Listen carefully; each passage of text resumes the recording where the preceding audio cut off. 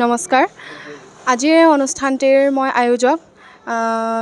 আমাৰ আজিৰ এই অনুষ্ঠানটি সদৌ অসম ভিত্তিত এটি নৃত্য প্ৰতিযোগিতা আয়োজন কৰা হৈছে আৰু মোৰ নৃত্যালয় ডান্স চেণ্টাৰ আজি দ্বিতীয়তম প্ৰতিষ্ঠা দিৱসৰ লগত সংগতি ৰাখি এই প্ৰতিযোগিতাটো আয়োজন কৰা হৈছে আৰু লগতে এটি সুখবৰ যে আমাৰ এই প্ৰতিযোগিতাখনত এটা সদৌ অসম ভিত্তিত যি কম্পিটিশ্যন পতা হৈছে তাতে আমি এটা বেষ্ট ডান্সাৰ এৱাৰ্ড ৰখা হৈছে, all Assam best dancer award.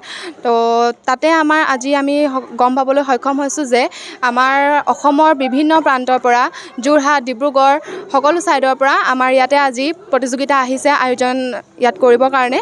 তো সকলোখিনি প্ৰতিযোগীলৈ মোৰ কৃতজ্ঞতা মই জ্ঞাপন কৰিছোঁ আৰু সকলোকে মই ধন্যবাদ জ্ঞাপন কৰিছোঁ আজিৰ অনুষ্ঠানটিত সকলো উপস্থিত থকাৰ বাবে। আৰু মই আশা কৰিছোঁ যে আজি এই অনুষ্ঠানটিত সকলো আমাৰ ছাত্ৰ ছাত্ৰীয়ে এটা ভাল ফলাফল পাব বুলি। তাকে কৈ ধন্যবাদ। মোৰ আজি এই অনুষ্ঠানটি নৃত্যালয় ডান্স চেণ্টাৰ আজি দ্বিতীয়তম প্ৰতিষ্ঠা দিৱসৰ লগত সংগতি ৰাখি সদৌ অসম ভিত্তিত নৃত্য প্ৰতিযোগিতাটো আয়োজন কৰা হৈছে।